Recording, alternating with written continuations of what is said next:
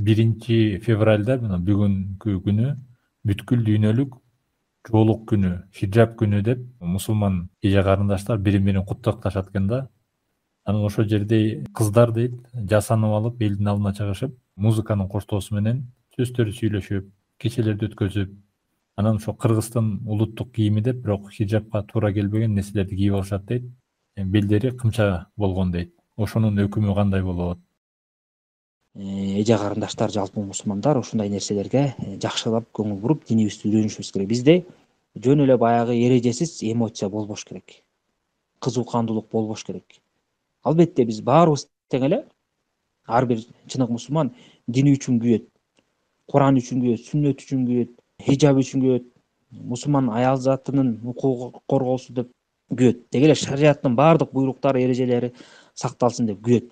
Бирок ошонун баары тең шариаттын чегинде, шариаттын эрежеси менен болуш керек. Ар ким өзүнүн каалоосу менен, ар ким өзүнүн кызуу кандуулугу менен, эмоциясы менен коргоп атам деп шариятка каршы нерсени алып келип албаш керек. Анткени адам баласы эгерде шариаттын эрежесин карманбай, кайсы бир жакшы иште далилсиз эле амал кыла берген болсо, ал аша чапкынга алып барат.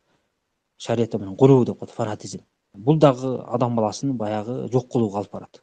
Анткени шайтан эки тараптан иштейт. Адам баласын ибадаттан алысыратканга аракет кылат. Ибадат таштатып, Алла Тааланы алыстатканга.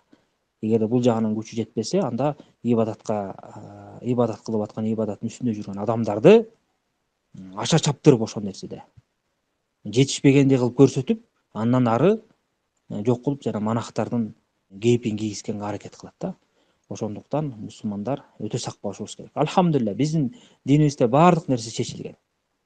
Биз үчүн баягы жетиштүү, топ-толук болгон жооптор даяр. Болгону мусулман баласы ошого амал кылып аракет кылыш керек. Анан ушундай ашыкча эмоциянын, ашыкча аша чабуунун бизге такыр кереги жок. Биз алхамдулилля динибиз ар бир нерсени өз ордуна коюп, өз эрежесин берип койгон. Албетте, мындай нерсе кылган шариятка каршы келет, бул туура эмес иш, диндеги бидат иш болуп саналат. Менин билишимче бир канча жыл мурун, 4-5 жыл мурун же андан көппү азбы билбейм, бир жерде бир окуя болуп, жоолук кийген кишилерге асылыппы же жоолуктарын тыюу салган да. Азыр эсимде жок болуп атат, ушу кафир өлкөдөбү же кайсы жерде билбейм. Анан ошого баягы кээ бир мусулмандар өздөрүнүн нааразылыгын билдирип, анан ошонун натыйжасында ошо жоолук күнү деп бир күндү ошол күнү белгилеп алышкан. Ошо жоолук күнүн урматтайбыз, ошол күнү бирибизди куттуктайбыз, жоолук эмне экенин билдиребиз, динибизди көрсөтөбүз деген мааниде.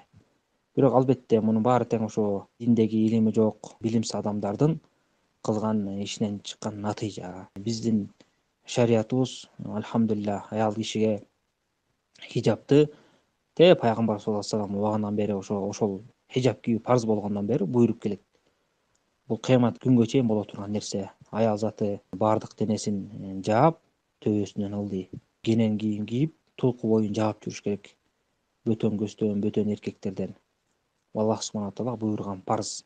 Бул белгилүү нерсе. Анан кандайдыр бир капырдын же бир болсо бир жахилдердин хиджабка асылуусу мусулмандарга баягы бир бидатты, бир жаңылык ишти ойлоп чыгуусуна себеп болбош керек да, эч качан.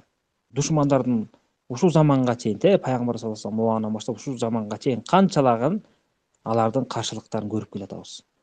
Эгерде ошол каршылыктын аркасынан ушундай бир окуя чыкса эле, ошону майрамдоо, ошону белгилеп алуу туура болгондо, анда пайгамбар саллаллаху алейхи вассалам ошондой кылат эле, сахабалар, табииндер кылат эле да. Мына ушул нерсеге душмандар каршы чыгып атат, биз ушуну нерсени белгилеп, аларга атайын көрсөтүп, бир майрам катары аларга жооп кайтаралы деп ошондой кылышмак да. Мунун баары тең диндеги жаңылык. Пайгамбар саллаллаху алейхи вассалам Айша энебиздин хадисинде айткандай, ким биздин динибизге анда жок нерсени киргизген болсо, өзүнө кайтарат деген. Жабирдин хадисинде болсо пайгамбар саллаллаху алейхи вассалам айткандай, ар бир бидат бул адашуу деген. Ошондуктан жоолукту бир күнгө белгилеп алып майрамдоо, бул демек шариятта жаңы майрам чыгаруу дегенге жатат. Анткени майрам деген эмне? Ошо жыл сайын болобу, ай сайын болобу, белгилүү бир убакытка же орунга тиешелүү болгон нерсе, айланып келе турган нерсени майрам деп айтат да. Ушул күнү жоолук күнү деп белгилеп алуу, бул демек майрам кылып алган да, жыл сайын ушуну белгилешет, ошол күнү бири-бирин куттукташат. Пайгамбар саллаллаху алейхи вассалам айткандай, Аллах субхана таала бизге Курман айт менен Ороз айтты майрам кылып берген. Жахилият кезинде эки майрамды майрамдашу Анас ибн Малик ривайет кылганда. Анан пайгамбар саллаллаху алейхи келип сурайт да сахабалардан. Бул эмне күн дегенде, биз жахилиятта караңгы доордо жашап жүргөндө ушул күндү биз майрамдап оюн, күлкү, шан шөкөт менен өткөрчүбүз дегенде пайгамбар саллаллаху алейхи эмне деп айтты? Аллах субхана таала силерге бул эки күндөн башка жакшы эки күндү алмаштырып берди майрам кылып. Ал ошо Ороз айт менен Курман айт деген да. Демек мусулмандардын ошо эки эле майрамы бар. Андан башка нерсе майрам болуп саналбайт. Бул күндү бир күндү белгилеп алып ушинтип кайталап ошол күндү өткөрүү бул майрамдын катарына кирет. Анан ошо менен биргеликте биз ошо хиджабтын акысын коргоп атабыз. Элдерге хиджаб эмне экенин жеткирип атабыз. Дааваттагы болуп атат, жакшылык жетип атат деген болсо, бул кошумча бидат болуп саналат. Майрам кылгандык үчүн бул арам нерсе. Эгер жөн эле ибадатка аралаштырбай майрамдаган болсо, эгер ибадатка аралаштырып даават катары колдонгон болсо, анда бидат нерсе болот. Анткени шариятта далилсиз ибадат кылуун бар, бул бидат болуп саналат.